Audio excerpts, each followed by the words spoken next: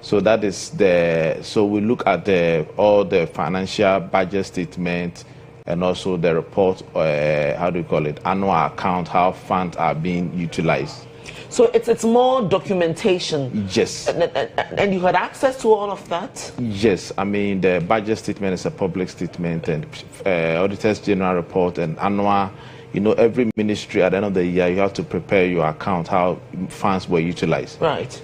Yes. So let's go now into research findings, indeed.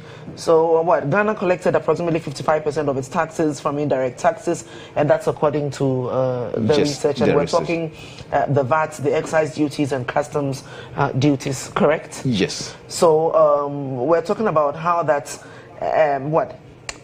poor. Okay, so it says that the poor is overly exposed to indirect taxes. Yes. That is what the research further highlighted. Yes. And so, can you explain first of all exactly what this finding means? Okay. So we have two types of taxation: direct taxes and indirect taxes. Direct taxes are the ones that are taken directly from you. Like government can come straight to you and say, "Appear, pay this amount of money." And these are, example is the PAY, pay as you earn. That one is direct to you. And then the indirect taxes are taxes that are put on goods and services. And so indirectly, whenever you talk on your phone, you pay taxes. Whenever you go and buy items from the shop, there's a VAT on it. Fuel that we buy, there are indirect taxes on it.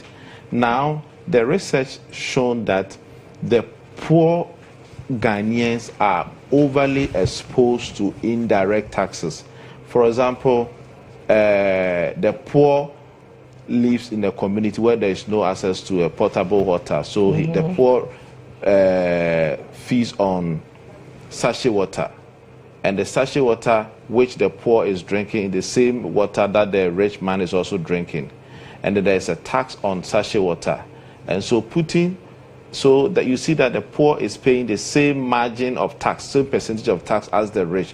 But in a proper tax design, tax should be more progressive than regressive. Progressive will mean that the higher you earn, the more you pay. That is how direct taxes are normally structured. But indirect taxes is like that it's just flat. If VAT is 15% on goods and services, whether you are rich or poor, you pay 15. You pay that particular percentage. And you look at women, for example, women are even more of victim because most of the things that women use, there are also a lot of taxes on them.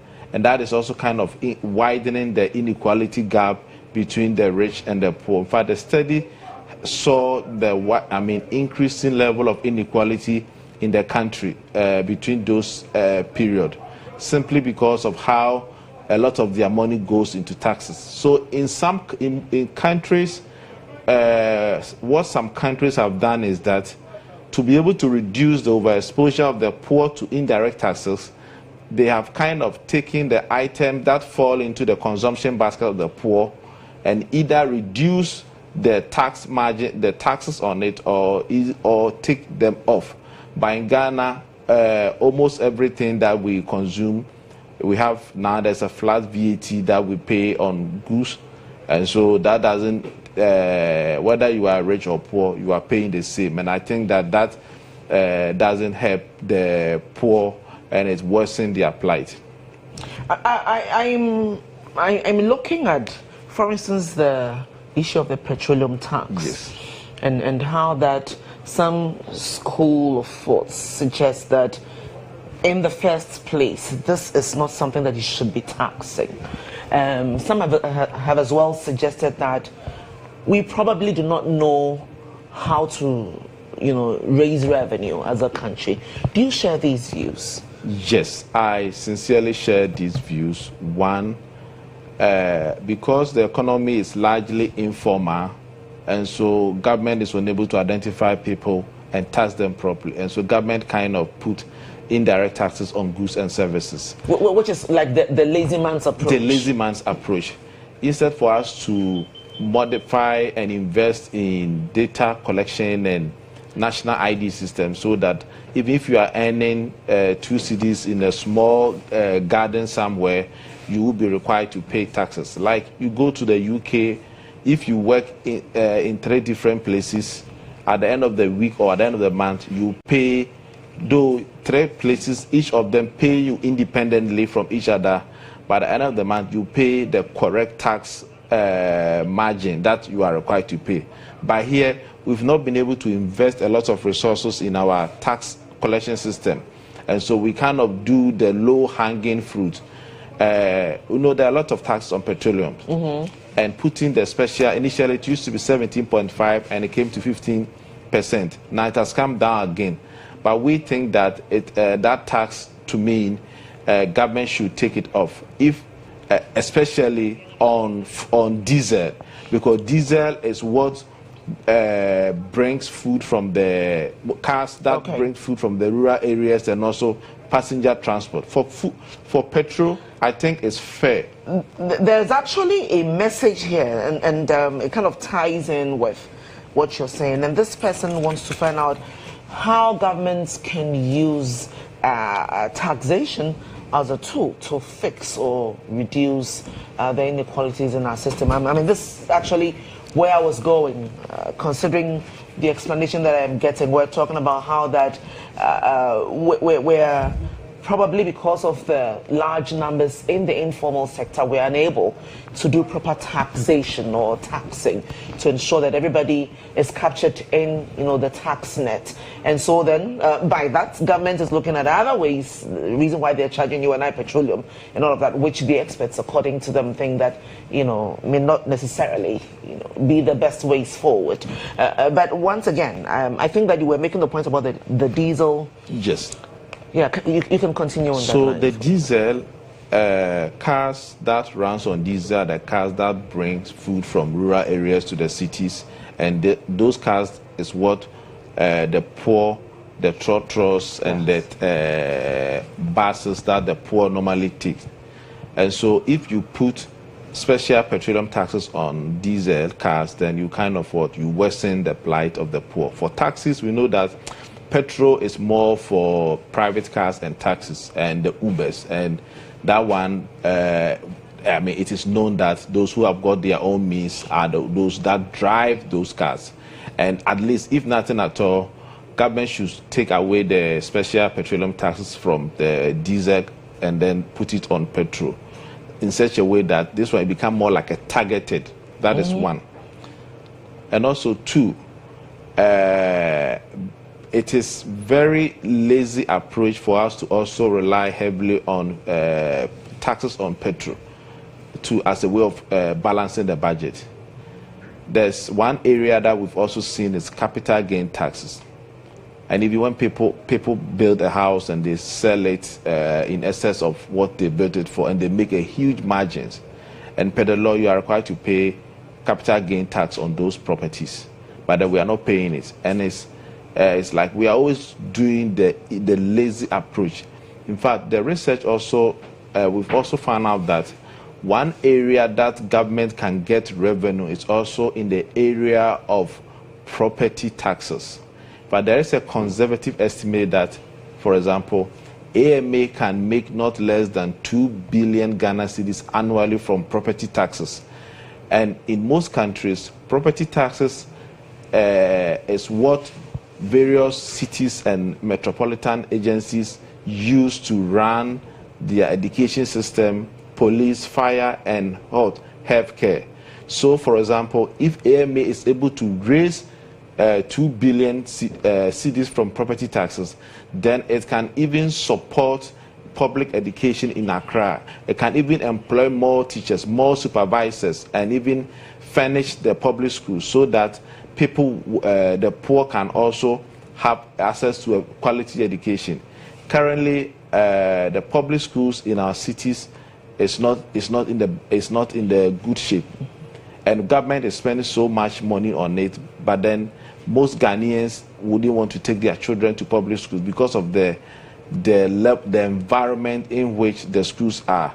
But in most countries, 99% of their people take their children to public schools. But in Ghana, the middle class, we are all taking our children away from the public school because of this neglect. So fiscal policies, taxation that we raise from the assemblies raised from the consumers, from people who have got the means, can be used to support the, look at sanitation. AMA can get money to improve on sanitation in Accra. There are some areas you go to, especially East Legon and the gated community. Those people can pay more for property taxes, and then the money can be used to improve sanitation in other areas and reduce the inequality in the settlement areas within the city.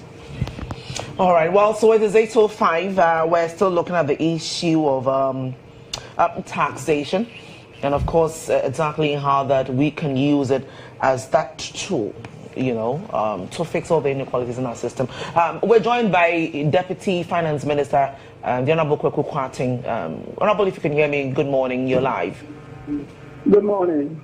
Right, so this is a research that was done by CUTS, and CUTS happens to be the Consumer Unity and Trust Society. They're talking about how that we can use our fiscal policies as a country to better address all the inequalities that we have in the system. Indeed, some of the findings, as captured here, suggests that the poor is overly exposed to indirect taxes. What do you say of this?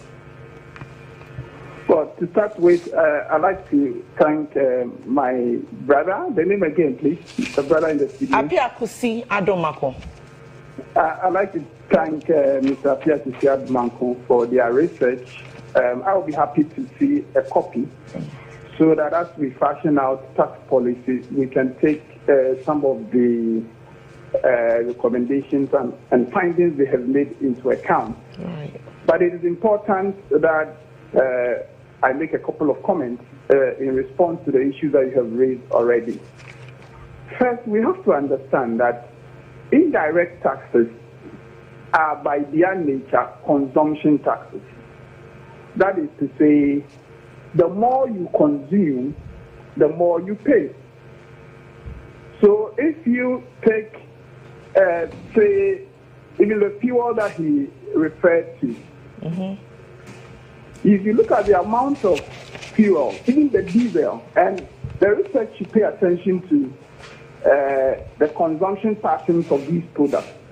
Diesel is no more a product consumed by, if you like, poor vehicles. I mean, the traditional assumption is incorrect. These days, you have many of the V8s in the street owned by rich people on diesel. And the statistics, if you engage the National Petroleum Authority, has taken that away. It is a reason you would see that it has reflected in the pricing difference between diesel and petrol. So that point has to be taken on board, and I recommend to them that they should take a closer look at that part. But that is a small point. The broader point I'm making is that you would see a rich man with a big vehicle. The amount of fuel one person consumes, that rich man consumes, is the same as the truck driver would consume for the whole day.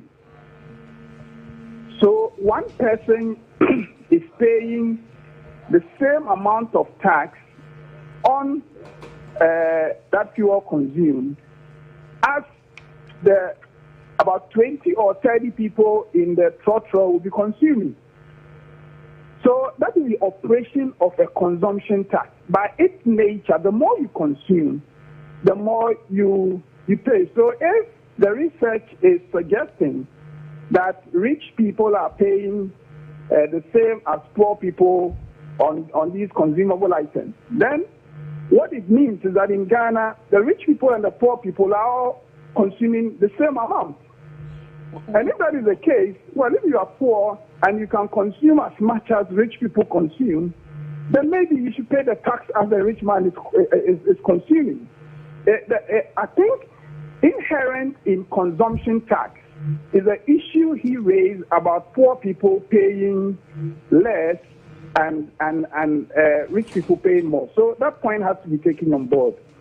And then I The example he referred to, to further the point I just made, if a rich man decides to buy 5 televisions for their home, he pays VAT on all 5.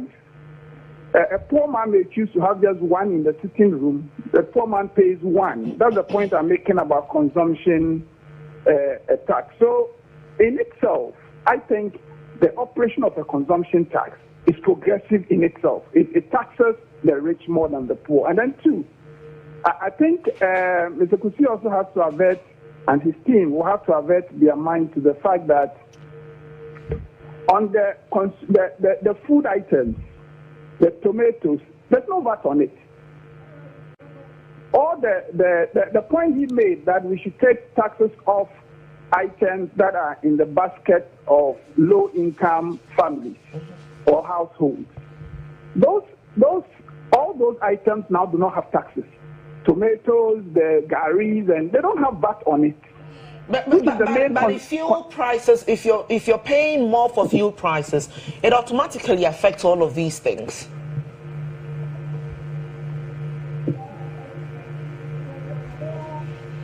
So, can you hear me? I can hear you. Yes, I was making the point. I was making the point that if I'm paying more on petroleum prices, that automatically affects, these items that you mentioned. I agree with you, but the point I am making, the point he made, which I'm responding to, is the fact that items consumed by low-income people. I am making the case that fuel is not an item consumed more by poor people. The point always is made that the truck driver, the taxi driver, if you look at fuel consumption in Ghana, the poor people, that's the example I cited, that 30 people are in one bus. And if you look at the amount of fuel those 30 people would consume on their way to work, and you compare it to what a rich man using a V8 consumes, you can in no way say that the 30 people, you divide it as 4 gallons that they will drive to work, the 30 people have to share 4 gallons. They consume a small fraction per person. The rich man, perhaps with their child going to school, in a vehicle that may even consume, most of these luxury vehicles, they consume far more than our trucks and buses on the street. So the simple point I'm making is that those items that are really used more by poor people, if you look at the VAT Act, are exempted from VAT. And I'm just respectfully suggesting that attention is paid to that. And then if I can make just this point and allow you to proceed with the discussion, you see,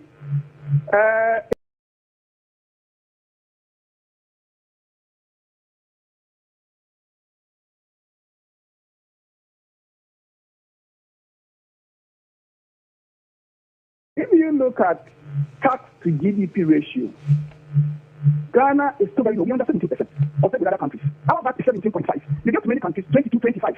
And the charge, when we state managers of the economy have met our donors and the multilateral agencies, is that your taxes are too low. That's what they're telling us now. Now in Ghana, the people who are working in the formal sector, those people are taxed because you just take your pay, you take it out. The burden on government is to spread the tax net to cover the informal sector. Now, if we are now being told that that informal sector is already overtaxed, then the question we should be asking is, so in Ghana, how come that tax levels in Ghana compared with tax levels in other countries of similar economies, lower income economy, how come ours is so low? And I think I will be happy if the research can take a look at all this so that they can help government shape our tax landscape so that taxes can really be used as an instrument to promote growth and burden less those who cannot afford. All right. I think that Mr. Kusi has some responses, but just before you come in on the issue of petroleum, though. Is the deregulation principle the best solution in determining the prices and cost of fuel? Yes, I think that there should be full deregulation You see, the problem we have had in the past in respect of fuel taxation is that when deregulation means that when the cost of inputs of fuel go up, that is, when the cedi deteriorates, or when crude oil prices go up, fuel prices would go up. Let consumers bear. When fuel prices go down or the exchange rate appreciates and fuel prices come down, let consumers benefit. Because whenever government has tried to intervene, what happens is that fuel prices may go up on the international market. Then government says, you, the OMCs and the people in the petroleum sector, don't pass the price on. Me, government, I'll pay because I want to cushion. Throughout our history, when government say that the OMCs and the BDCs, they don't pass the price on, but then it develops under recoveries. Then they become national debt. Then as our debt increases, the city begins to depreciate. And it is the same poor man who gets most hurt. When the city is depreciating and the price of chalewate, the price of everything is rising, the rich man doesn't feel it that much. In any case, food is a small part of his consumption basket. So they don't really feel it. It is our poor people who suffer. So the management of these and the recoveries has to be looked at. I think that we should go full deregulation, and my disappointment with the way we managed fuel in the past is that we said we were practicing deregulation. And then when fuel prices were coming down, instead of allowing the consumer to benefit from the relief, we put in taxes to arrest the relief. With the burden that now you have some of these taxes then people are advocating they ought to be taken away. I agree that we need to take a look not just at the taxes on fuel, because the people who pay taxes on fuel, they are the same people who pay VAT on financial services. It is the same people who pay the kaya year rate. It's the same people who pay the airfares, all of which taxes we have abolished. So when we sit down to look at tax policy, we are not just thinking about fuel and dealing with it in some silo. We look across the tax landscape and to see where we should keep taxes and where we should reduce taxes. So, well, we should all begin to go deregulation. When prices go up, we should pass it on to consumers. When prices go down, we should allow consumers to enjoy the relief. And lastly, if prices really go up abnormally, as happened in July 2008, when crude oil prices hit $147 a barrel, when we get to that point, then we know that this is really a national disaster. We take it as a national disaster, and then government can come in the same way we come in when there's a disaster. But ordinarily, I think there should be deregulation. That is the only way we can have a credible fuel pricing policy that will not develop under recoveries to hurt the economy and hurt the poor man in its path. Well, thank you very much, Mr. Kweku Kwarteng. He's Deputy Finance Minister, and he's been sharing his thoughts on our conversation this morning, where we're looking at fiscal policies and how we can better manage it to fix our country's inequalities and all the shortfalls. In the studio, though, I still have Apia Kusiadomako, who is the Center Coordinator for Cuts. Your response to the Minister's submission. Okay, so first, when we use the word consumption basket, we're not necessarily looking at food items, but items that the poor people uses. That is the one correction that I would like to make across. Now, on the fuel, the minister said that whenever the prices in the world market goes low, the government, instead of passing off the relief to the consumers, then put taxes on it. These taxes, the special petroleum taxes, came in 2014, and now I think that with high prices in the world market and the couple of the cedi depreciating, I think that we have to come to understanding that this is not the best time to keep the tax. That tax needs to be scrapped so that consumers of petroleum can enjoy. So for you, we should have been able to scrap all 17.5%. I mean, for now, because now it's still high. I mean, it's more than $1 to a liter of petrol, and we think that taking the taxes off will kind of increase consumer welfare. Of course, it's going to bring about deficit, but I can tell you how the deficit... Create shortfalls in the budget. Yes, but look, the research also found out that Ghana loses close to $1.3 billion annually as a result on tax exemptions. Tax exemption to multinational corporations operating and doing business here. We went to IMF for what? $900 million for a period of 3 years. So on the average, $300 million every year that IMF is giving us, and we are doling out $1.3 billion annually.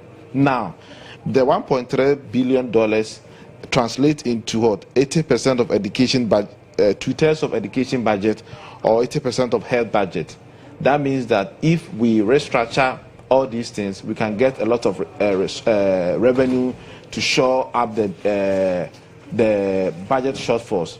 That is really staggering, and I'm thinking, once this revelation scare off potential investors? I think, you see, the days when Africa used to be a risk place to do investment is gone. Now people are coming. In the past, when Ghanaians go abroad to study, they don't come back. Today, whoever finishes his studies abroad, they are coming back because there's so much opportunities here. And if we give this exemption to foreigners and local business operating here, we are not giving to them. We are not being fair to them, because the foreign companies, when they come and they make profit, they take everything away. And repatriating their profit also put a lot of pressure on the cities. But if they give the money, if we were to give similar incentives to local businesses, I'm very sure that that could even help the economy to grow. So the tax exemption to multinationals, I think that we have to take it off and rather tax them and use it to balance our budget in education and health sector. I mean, one will say that it is to attract investment into the country. But probably, per your suggestion or recommendation, we're having to take a second look at that. We're wrapping up, but I want us to touch just slightly on property taxes. And are you concerned, or are you worried that the assemblies are not able to cash in on property taxes? I am very, very concerned that assemblies, for example, AMA sits on a gold, but yet they are begging for silver. AMA has more properties in its jurisdiction than any other assemblies. And like we said, that an average of 2 billion cedis can be made from property taxes. And this money can be used to support and help the poor in the society in Accra. And then government can then even reduce the district's common fund allocation to AMA and give it to the poorer regions and reduce inequalities elsewhere. So I think that property taxes is the way forward if we want to also make life better for the poor in a society. Because property taxes, the tax that you pay is a function of the property that you live in and the location. That means that the rich will pay more and the poor will also pay less. And let me add that even one of my suggestions is that even churches also would also have to be made to pay property taxes. Because churches are making... that? This conversation has come up, well, but it hasn't necessarily been to property, but it's usually kind of hovered around the offertory that comes in, because a lot of these churches are getting a lot of money from congregants and all of that. Why property tax, not the offertory bits, which has always been under discussion? The churches are seen as non-profit, and non-profit don't pay taxes. So that means that we need to actually go and amend the tax laws. But the local government Act 462 gives exemption to churches. But I think that churches have got the means to pay. In taxes, we have what we call vertical equity. Those with the ability to pay must be able to pay more. And so churches with resources, I mean, it's not wrong for us to say a church operating in East Legon to pay 10,000 cedis to the assembly to help keep the upkeep of the assembly, because you are enjoying a lot of street cleaning, you are enjoying so many services, and you are not paying for it. And I think that it is not fair to the assembly. It's all going to support the work of God, to spread the gospel. Yes. Avia Kusiado Mako, Center Coordinator for CATS. You heard the Deputy Finance Minister. He says you should make available a copy of this research document to government so they can better, raise revenue. Yes. For development of our country. Let's hear from you on that one. So let me make a few corrections. So the research work was conducted between Oxfam and with a collaboration with CAT. So we are part of the team. Okay. And as part of this particular project, we are also meeting parliamentary select committees on finance, education, and health to also explain to them how fiscal policies can be used to address inequalities. And also, we will also make a submission to the Ministry of Finance on how to reduce the overexposure of the poor to indirect taxes and thereby reduce inequalities in the system. All right. Well, thank you once again. Obviously, too many taxes in the price build-up across sectors. Let's see how best we can deal with it as a country. That wraps up our conversation, but we have some other very interesting ones coming up. Still live on GH1 TV, and this is GH Today with us, your TV Royals. Stay with us. No, I've never been someone shy until I seen your eyes. Still I had to try. Yeah. Oh yes, let me get my words right and then